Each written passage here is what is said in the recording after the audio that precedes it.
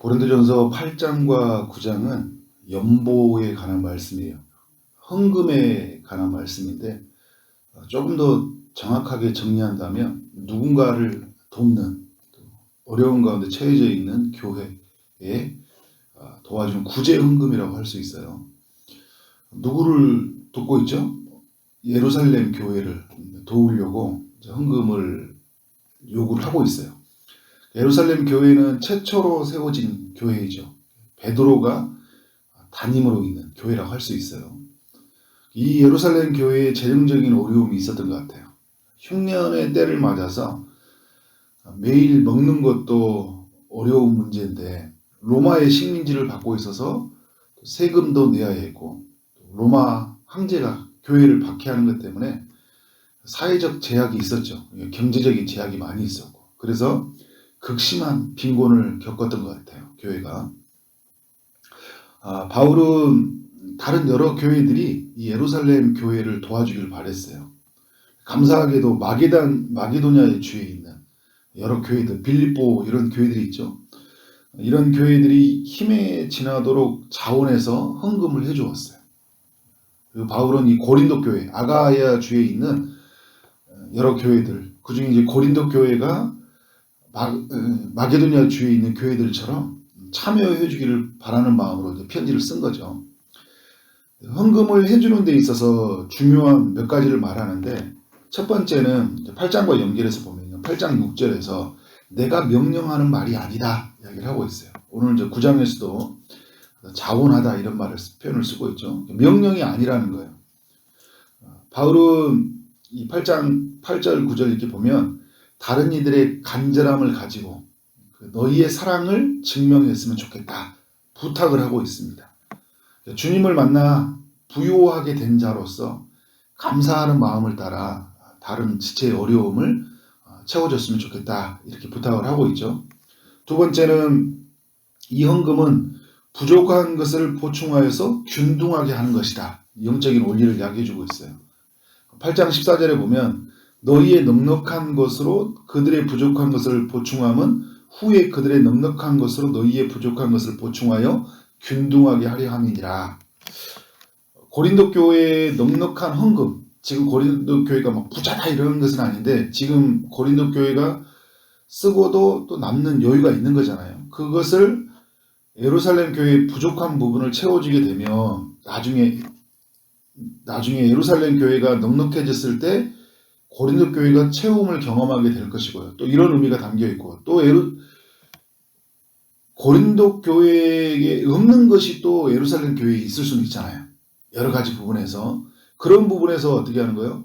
채움을 얻을 수 있다는 거예요. 균등하게 된다는 거예요. 여러분 이게 굉장히 중요한 게 영적인 원리에서 우리가 어떤 성도에게 어떤 교회에게 우리가 부족한 부분을 채워주잖아요.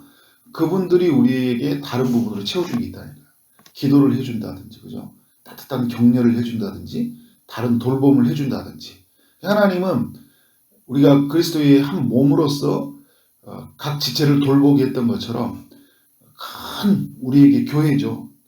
모든 교회로서 교회가 서로가 필요를 채워주도록 하나님 일하신다는 거예요. 그런 면에서 부족한 것을 균등하게 하는 원리가 헌금 속에 담겨져 있다. 이렇게 알려주고 있고 또 세 번째는 뭐냐면 오늘 이제 9장과 연결해서요. 헌금은 심은 대로 거둔다는 거예요.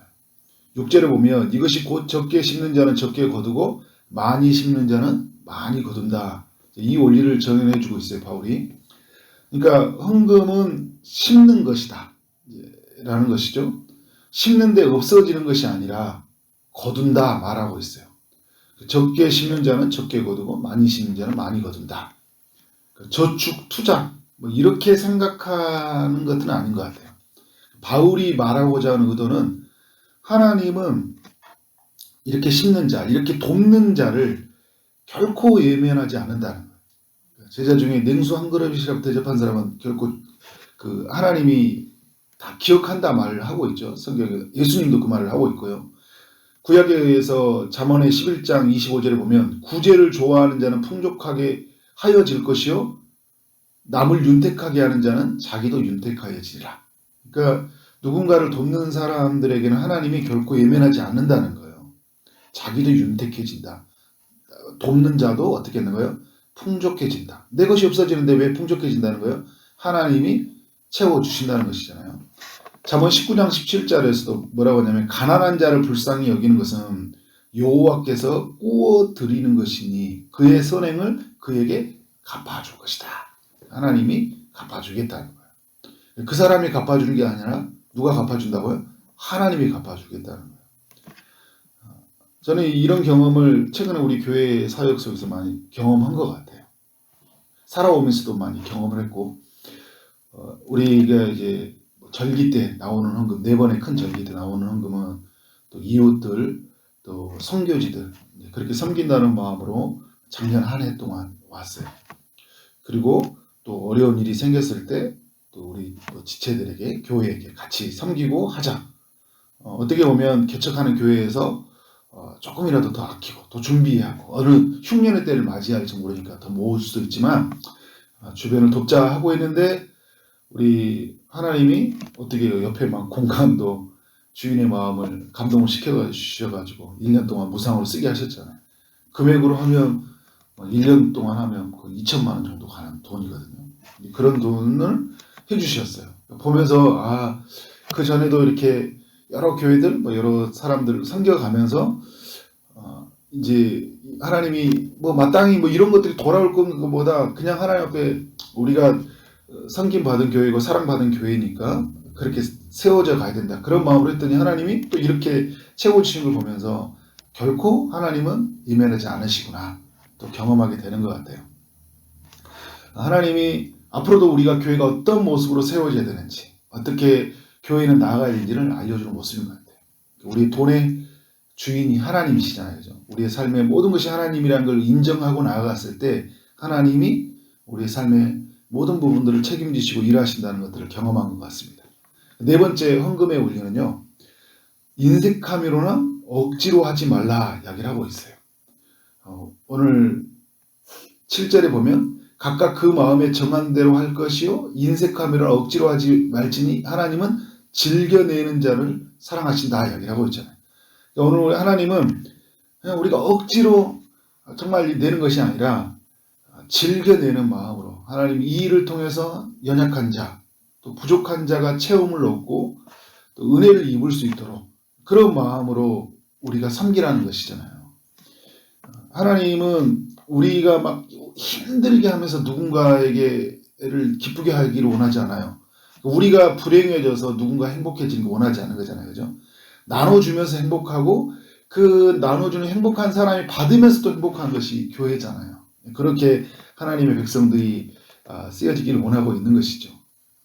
그래서 하나님은 모든 일에 항상 모든 것이 넉넉하여 모든 착한 일을 넘치게 하신다 이야기를 하고 있어요. 넘치게 하려 하신 것이라. 그러니까 하나님이 이런 은혜가 넘치도록 넉넉해서 넘치게 하는 것이 주는 사람 받는 사람 그래서 하나님께 영광이 되어지도록 그래 9절에 보면 흩어 가난한 자에게 준 자에게 그의 의가 영원토록 있게 하는 하나님의 의도가 있는 것이죠. 10절에 보면 심을 것을 주사 풍성하게 하시고 의의 열매를 더해 주신다. 무슨 말이에요? 하나님이 다 그 모든 것을 갚으시고 일하신다는 것을 다시 한번 설명해 주고 있어요. 11절과 12절에 보면 바울은 고린도 교회의 헌금이 하나님께 감사가 된다. 감사가 넘치게 하는 것이 된다는 것이죠. 13절에서는 하나님께 영광을 돌리는 일이고 15절에서도 하나님께 감사가 되는 것이다. 그러니까 이 헌금 자체가 어떻게 된다는 거예요? 하나님께 영광이요 또 우리 모두에게 감사가 되는 그런 일들인 거예요. 막 헌금하자 그런 이야기하면 사람들이 막 민감하잖아요. 이 헌금이 어떤 원리인지를 잘 모르니까 민감한 거예요. 근데 어떤 면에서는 헌금을 잘못 쓰여지니까 이 헌금에 대한 사람들에 대한 어떤 거부감이 있기도 해요. 근데 여러분 헌금이 이렇게 이러한 부분에 온전하게 쓰여졌을 때 누군가를 살리게 되고 교회를 온전케 하게 되고 하나님 나라가 풍성케 되는 역사가 있는 거고 주는 사람에게도 복이고 받는 사람도 복이고 하나님은 그 주는 사람들을 통해서 하나님이 어떻게 하는 거예요? 연약한 자가 세워지면서 하나님이 교회를 붙들고 계심이 얼마나 크다는 것을 보여주는 것이 되니까 정말 너무나 영광스러운 것이고 또 주는 사람들이 결코 나는 없어지는 것이 아니라 다른 부분으로 채워지잖아요. 전도도 그런 이야기를 하잖아요. 내가 동쪽에서 전도했더니 서쪽에서 온다. 내가 이렇게 전도했더니 우리 영혼들이 다른 교회로 다 가요. 나는 막 힘써 애쓰는 것 같아. 그런데 여러분 어떻게 된 거예요? 서쪽에서 내가 생각하지도 않았는데 오는 거예요. 누군가 기도해서 또 누군가 섬겨서 그렇게 오게 하지 않은 거예요. 하나님은 결코 예면하지 않는 거예요. 전도하는 교회, 헌금하고 섬기고 남들을 구제하는 것들을 결코 예면하지 않다는 것을 그 영적인 원리를 우리에게 말씀을 통해 알려주고 있습니다. 살아가는 성도님들이 하나님 앞에 그렇게 귀하게 드려지고 헌신하고 또 누군가를 섬기며 살아가기를 원합니다. 결코 예면하지 않는 하나님의 일하심들을 바라보면서 우리의 모든 것이 하나님께 드림으로 또 나눔으로 섬김으로 살아가기를 주의 이름으로 축원합니다. 아멘. 기도하도록 하겠습니다. 하나님 아버지, 고린도후서 8장과 9장을 통해 헌금에 대한 원리를 살펴보게 하시니 감사합니다. 하나님께서 우리 가운데 주신 것들을 기쁨으로 감사로 여기게 하시고 또 부족한 지체에게, 부족한 교회에게 나누는 우리의 삶이 될 수 있도록 역사하여 주옵소서. 부와 기가 다 주님께로 말미암은 줄 알고 우리에게 주신 그 하나님의 선하심들, 우리에게 부어주신 그 하나님의 일하심들 앞에 날마다 감사하게 하시고 또 우리만 감사하는 것이 아니라 누군가도 하나님께 감사하고 하나님께 영광을 돌릴 수 있도록 하나님께서 우리의 삶을 끊임없이 흘려보낼 수 있도록 섬기도록 인도하여 주옵소서. 그렇게 영광스럽게 사용되어지는 우리 모든 성도들의 삶이 되도록 인도하여 주옵소서. 오늘도 주의 응답을 기다리는 일이 있습니다. 주님이 찾아가셔서 일하여 시되 하나님의 역사하심이 있기를 원합니다. 육체의 아픔 중에 있는 성도님들에게 찾아가셔서 치료의 광선을 비춰주시고 고쳐 주옵소서. 취업을 준비하는 이에게 마땅한 일터를 허락하시고 결혼을 준비하는 이들에게 마땅한 배우자를 허락하여 주옵소서. 임신을 준비하는 이에게 태문을 여시고 생명이 잉태되는 역사가 있게 하여 주옵소서. 출산을 준비하는 모든 성도님에게 은혜를 베풀어 주옵소서. 오늘 하루 만나는 모든 사람들에게 주의 사랑이 흘러가기를 원합니다. 주어진 일을 최선을 다해 일하게 하심으로 말미암아 하나님께 영광이요 우리 모두에게는 큰 기쁨이 될 수 있도록 역사하여 주옵소서. 각 가정의 구원의 문을 하나님께서 허락하여 주옵소서. 예배하는 가정 되게 하여 주옵소서. 오늘도 우리 가운데 일하신 하나님께 모든 영광을 올려드리며 예수 그리스도 이름으로 기도를 쌓옵나이다. 아멘.